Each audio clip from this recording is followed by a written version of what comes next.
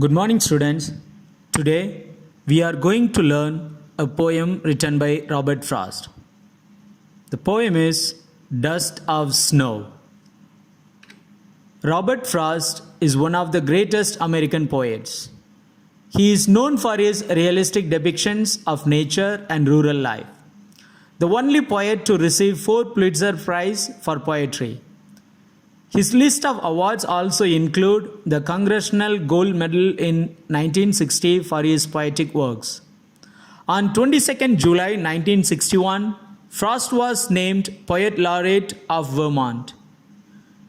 Mending wall, stopping by the woods on a snowy evening, the road not taken, and birches are some of his famous work.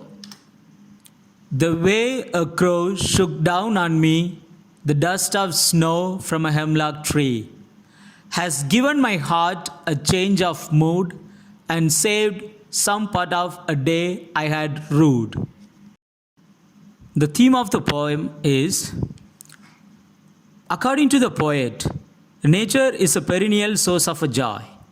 The poet reveals that contact with nature provides a healing touch and relieves us of depression, sadness, and gloom. Even those objects of nature which we tend to treat as having negative, inauspicious associations can be effective in dispelling the gloom in a person's mind. In this poem, dust is something that is modest, unassuming, and humble. Yet, the poet has chosen to call the poem Dust of Snow in order to bring home the idea that it is not only glamour, grandeur, and splendor of nature that fascinate the human mind. Even its most humble, ordinary, and simple aspects like a handful of snow have the capacity to deeply impact us. Now we will look at the literary devices used by the poet. He is using many literary devices. The first and foremost is alliteration. Alliteration is the occurrence of the same sound at the beginning of adjacent or closely connected words.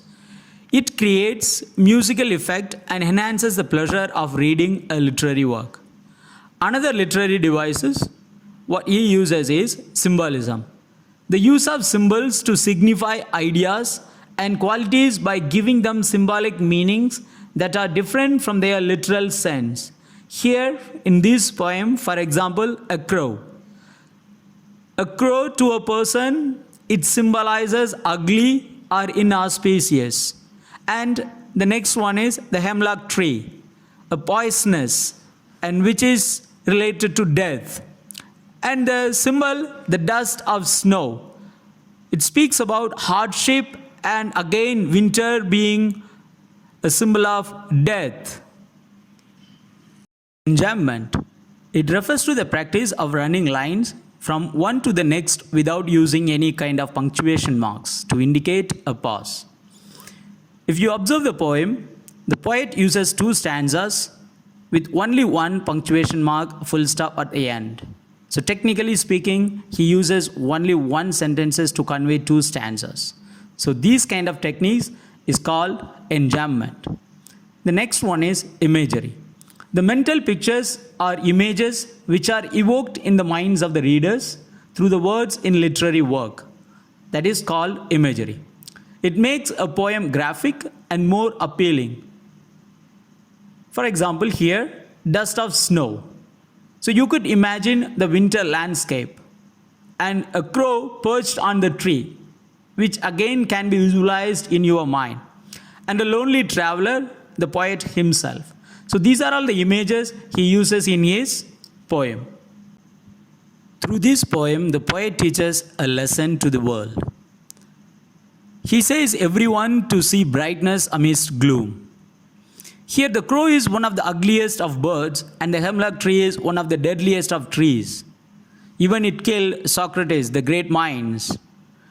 And yet the poet sees the color of happiness. Life is made up of small joys. It is through them that one can always manage to see. So dear students, noticing and appreciating all the small things in life will make our lives happier and pleasant. Thank you.